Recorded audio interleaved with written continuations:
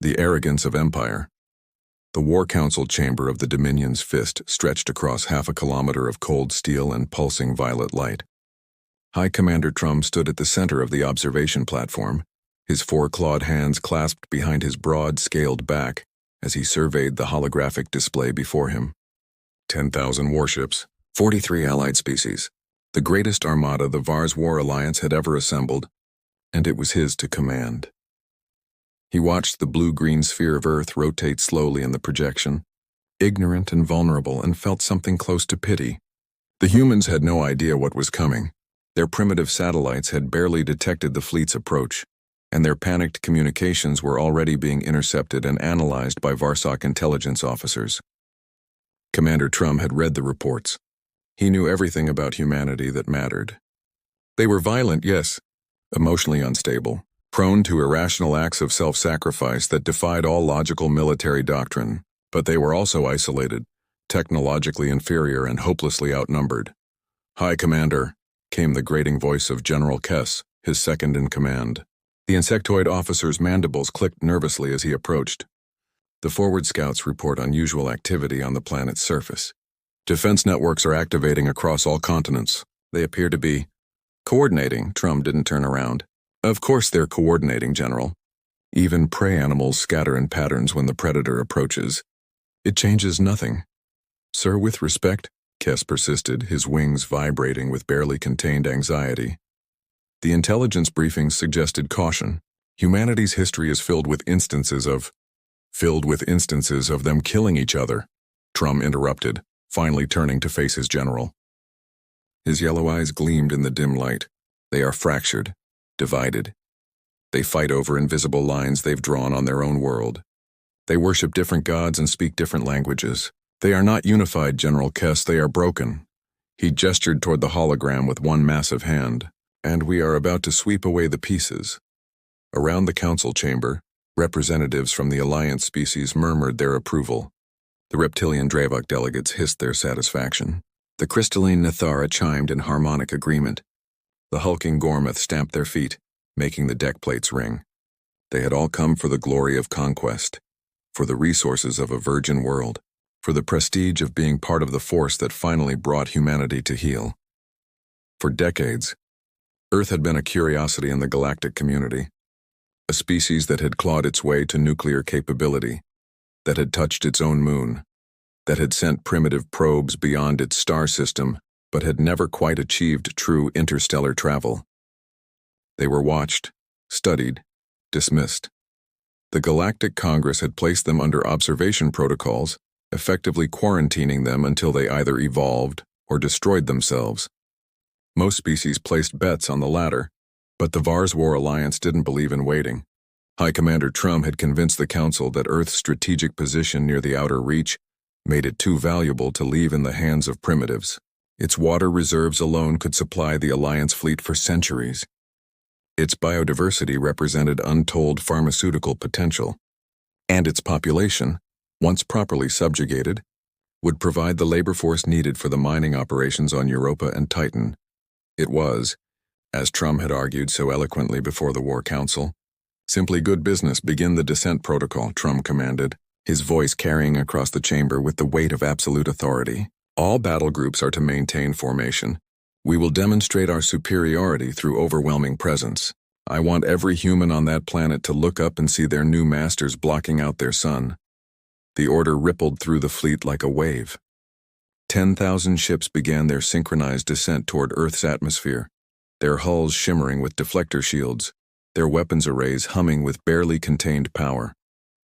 It was a display designed to shatter morale, to make resistance seem futile before the first shot was even fired. Trum had used this tactic on 17 worlds. It had never failed. In the command center of the Dominion's fist, holographic displays showed Earth's response in real time. Military bases across every continent had gone to full alert. Fighter craft were scrambling into the air like angry insects. Naval vessels were taking up defensive positions. Ground-to-air missile systems were powering up, their targeting sensors sweeping the sky. It was also predictably desperate. "Sir," one of the sensor technicians called out, a note of uncertainty in her voice. I'm detecting an unusual number of active radar signatures. They're not just tracking us. They're painting us. Painting? Trum walked toward her station, his interest mildly piqued. Illuminating every ship in the fleet with multiple radar beams, sir. Creating a complete targeting solution for every vessel. The technician's 4 eyes blinked in rapid succession, a sign of confusion in her species. It's an enormous waste of energy and resources. They can't possibly have enough weapons to threaten even a fraction of our forces. Trum studied the data for a moment, then laughed. It was a deep rumbling sound that carried across the bridge. They're trying to frighten us, trying to make us believe they have the capability to engage our entire fleet simultaneously. It's a bluff, and a poor one. He turned back to the main display. Humanity's problem has always been the same.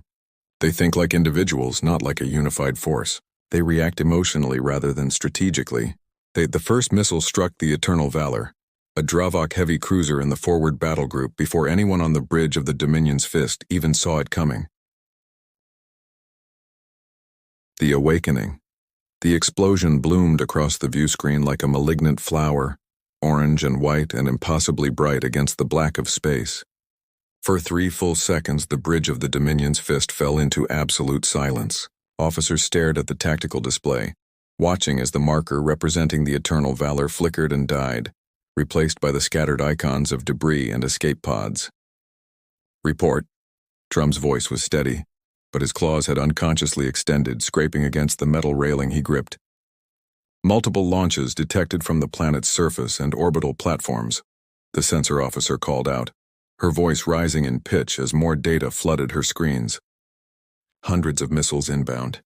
No, thousands. Sir, they're launching from sites we hadn't even identified. Underground silos, submarine platforms, mobile launchers dispersed across. The second wave hit before she could finish. This time it wasn't 1 ship but 7, scattered across 3 battle groups. The tactical display erupted in warnings as missiles, moving at velocities that shouldn't have been possible with human technology, streaked through the void. Some carried conventional explosives. Others released clouds of ball bearings that shredded through shields like tissue paper. Still others detonated in bursts of electromagnetic energy that shut down entire vessels, leaving them drifting and helpless. Evasive maneuvers. General Kess shouted, his wings fully extended now in instinctive alarm. All ships break formation and belay that order. Trum's roar cut through the chaos. We do not scatter like frightened prey. All ships maintain formation and return fire. Show them the power of the Alliance. The fleet obeyed because the fleet had been trained to obey. Energy weapons lanced down toward Earth's surface, targeting the launch sites, the military installations, the cities themselves. For a moment, it seemed like the natural order was reasserting itself. The humans had gotten in a lucky strike. Perhaps 2, but now they would learn the cost of resistance. Then the sky over Earth came alive. What the Alliance had mistaken for primitive defense networks revealed themselves as something far more sophisticated. Thousands of autonomous drones, each no larger than a human fist, rose from hidden bays and rooftop launchers. They moved in coordinated swarms, their programming driven by distributed artificial intelligence that could adapt and evolve in real time. They didn't attack individually. They formed living nets of metal and explosive, wrapping around Alliance fighters and detonating in synchronized bursts that no single shield could withstand. Railgun emplacements that had been dismissed as outdated technology revealed their true purpose. They weren't designed to shoot down ships. They were designed to shoot through them. Tungsten rods, accelerated to a fraction of light speed, punched through the hulls of Alliance cruisers like they were made of paper, the kinetic energy alone enough to vaporize everything in their path. And then there were the lasers. Ground-based arrays that had been written off as experimental suddenly demonstrated their terrible efficiency. Beams of coherent light, focused through atmospheric compensation systems that shouldn't have existed in human technology, reached up from the planet's surface to carve through Alliance ships with surgical precision. They targeted engines, weapon systems, command centers. Every shot was calculated. Every strike was deliberate. They knew, General Kess whispered, watching the carnage unfold on the tactical display. They knew exactly where we would be. They were ready for us. Trum said nothing. He couldn't. Because deep in his mind, a terrible realization was taking root. The intelligence reports had been wrong. Not slightly wrong. Catastrophically, fundamentally wrong. The humans weren't a fractured species scrambling to mount a desperate defense. They were a unified fighting force that had been waiting, watching, preparing for this exact moment. Every radar signature painting the fleet wasn't a bluff. It was a targeting solution. Every missile site they'd identified was a decoy, drawing attention away from the real threat. Every communication they'd intercepted had been deliberately allowed, feeding them false confidence while the humans positioned their actual defenses. The bridge shuddered as something massive struck the Dominion's fist's port shields. Alarms wailed across every station. "Stealth fighters inbound!" The tactical officer screamed. "Sir, they were already in position above the atmosphere. They must have launched hours before we arrived. They were waiting for us to descend into their kill box." Trum watched as more ships died on the display. The Righteous Storm, the Void Dancer, the Crimson Sovereignty. Each one represented thousands of lives, billions in resources, years of construction. They were falling out of the sky like burning rain, and there was nothing he could do to stop it. "Pull back," he heard himself say. "Order all ships to retreat to high orbit." "Sir?" General Kess turned to him, mandibles slack with disbelief. "Do it now." Trum roared, his composure finally shattering. "Before they kill us all." The retreat order spread through the fleet, and what had been a coordinated invasion force devolved into panic. Ships broke formation in every direction, desperately trying to escape Earth's defensive envelope. Some made it, many didn't. The humans had thought of that too. Their weapons had range. Their patience had depth. Even as the Alliance ships climbed toward the safety of deep space, missiles followed them, patient and inexorable, until there was nowhere left to run. In the command center, as emergency lights cast everything in red, Trum finally understood what his intelligence officers had tried to tell him. Humanity wasn't dangerous because of their technology. They were dangerous because of what they were. A species that had evolved not as the apex predator of their world, but as persistence hunters. Patient, adaptable, capable of working together when survival demanded it, despite every difference that divided them. They didn't fight with honor. They fought to win, and they had been preparing for this fight since the day they first looked up at the stars and wondered what might be looking back. The Hunter's Patience. The emergency session of the Vars War Alliance High Council convened aboard the Celestial Mandate, one of the few command carriers that had survived the retreat intact. High Commander Trum stood before the assembled delegates, his once pristine uniform scorched and torn, his pride stripped away as efficiently as his fleet had been dismantled. The holographic representatives of 43 species flickered in the dim light, their expressions ranging from fury to fear to something worse, doubt. 3,000 ships, Ambassador Velth of the Nethara spoke first, her crystalline form pulsing with barely contained rage. 3,000 ships lost in the first engagement. Not the first day, not the first battle, the first hour. Her voice chimed like breaking glass. How does a primitive species destroy nearly a third of the greatest armada ever assembled before we even established orbital superiority? Trum had no answer that would satisfy her. He had watched it happen in real time and he still didn't fully understand it. The tactical recordings played on endless loops in his mind. Missiles rising from locations that weren't supposed to exist. Drones moving with hive mind precision that required computational power the humans shouldn't possess. Weapons firing with accuracy that suggested they'd been practicing against simulated Alliance vessels for years. They were waiting for us. General Kess offered from beside Trum, his voice hollow. Every defensive system was pre-positioned. Every weapon was pre-targeted. They didn't scramble to respond. They executed a plan. A plan, repeated Ambassador Draxos, the Gormath war chief, his massive frame filling twice the space of any other delegate. You're telling this council that humans outplanned the combined strategic minds of 43 civilizations? Not outplanned, came a new voice, soft and measured. Everyone turned to see Ambassador Yanara of the Keth, a species known for their philosophical approach to warfare. Her 6 eyes blinked in sequence as she continued. Outweighted. There's a difference. She gestured to the tactical display. Look at their defense networks. These weren't built in response to our fleet's approach. The infrastructure is years old, some of it decades old. They've been building this defense grid since before the Alliance even formed the Invasion Council. Impossible, Trum said reflexively. We had them under constant surveillance. Our agents reported what they wanted us to see, Yanara interrupted. Consider the facts, High Commander. Humanity knew they were being watched. They knew they were considered primitive, isolated, inferior. So they let us think it. They performed for our surveillance. They maintained internal conflicts. They broadcast their divisions and weaknesses while quietly, systematically building the infrastructure to kill us. The chamber fell silent as the implications settled over the delegates like a shroud. It was one thing to be defeated in battle. It was another to realize you'd been manipulated for years, led like a prey animal into a carefully prepared trap. The orbital defense platforms, Kess added, pulling up new data. We cataloged them. We knew they were there, but our intelligence classified them as commercial stations, scientific outposts, space traffic control. Now we know they were weapon emplacements hidden in plain sight, every single one positioned to create overlapping fields of fire. And their missile submarines, the Dravok military attaché hissed. Underwater launch platforms. We never even thought to monitor their oceans comprehensively. Why would we? They're a spacefaring species. Who put strategic weapons underwater?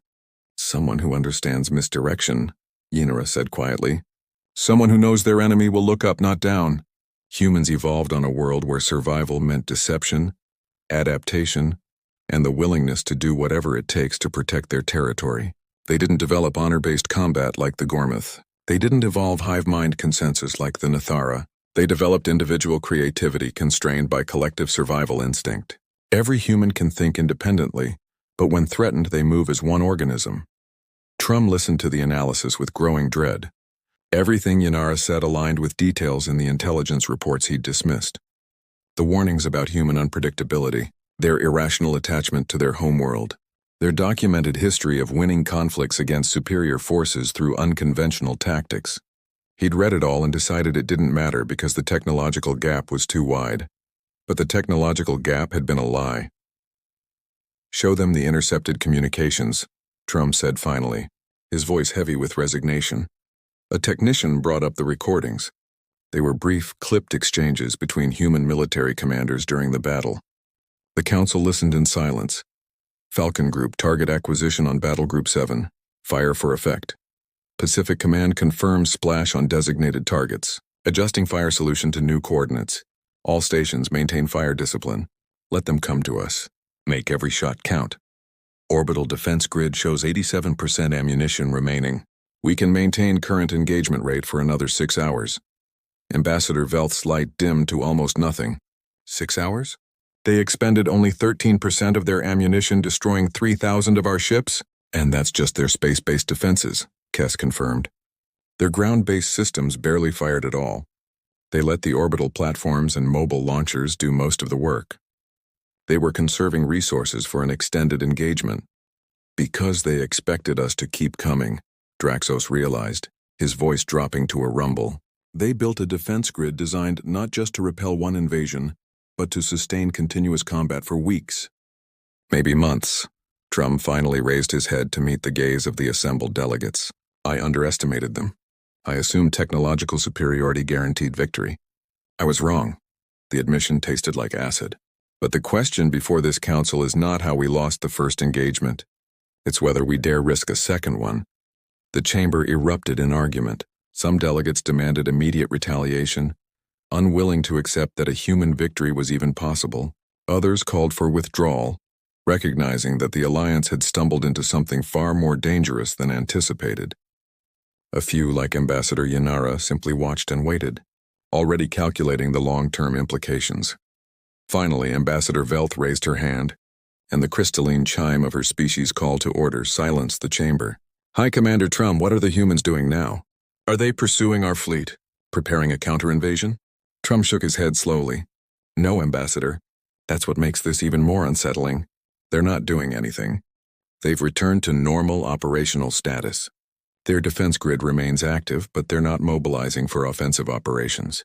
They're not making demands. They're not even trying to communicate with us, and they're waiting, Yanara said, waiting to see what we do next, giving us time to realize what we've lost and what it would cost to try again. She was right, and everyone in the chamber knew it. The humans had demonstrated something more terrifying than superior firepower. They demonstrated restraint. They'd had the Alliance fleet in their kill box and could have annihilated every ship, but they'd let survivors escape. They'd let Trum retreat with enough ships to return home and tell the story. It was a message, a warning. We can destroy you, but we're choosing not to. Today. They want us to spread the word, Kess whispered. They want every species in the Alliance to know exactly what happened here. They're not just defending their world. They're establishing a reputation. Trum looked at the blue-green sphere of Earth rotating on the display, so peaceful and beautiful from this distance, and felt something he'd never experienced in 40 years of military service. Not fear of death, he'd faced that before, but fear of the unknown. Fear of the depths he'd only glimpsed in humanity's response. They had shown him one carefully prepared defense, and it had been devastating. But what else had they prepared? What other capabilities were hidden beneath that deceptively primitive surface? Trum looked at the blue-green sphere of Earth rotating on the display, so peaceful and beautiful from this distance, and felt something he'd never experienced in 40 years of military service. Not fear of death, he'd faced that before, but fear of the unknown. Fear of the depths he'd only glimpsed in humanity's response. They had shown him one carefully prepared defense, and it had been devastating. But what else had they prepared? What other capabilities were hidden beneath that deceptively primitive surface? The Vars War Alliance had come to conquer Earth. Instead, they'd learned a lesson that would echo through the galaxy for generations. Never mistake patience for weakness, never mistake mercy for inability, and never ever underestimate a species that evolved by outthinking predators, outlasting harsh environments and refusing to surrender even when extinction seemed certain. Humanity hadn't just defeated an invasion. They declared themselves a power that would not be subjugated. And they'd done it without ever leaving their own star system. The council session ended with no decision, because no decision was possible. The Alliance couldn't afford another assault on Earth, and everyone knew it. They would withdraw, regroup, and file Earth under a new classification in the Galactic Registry. Not primitive. Not isolated. Not vulnerable, dangerous.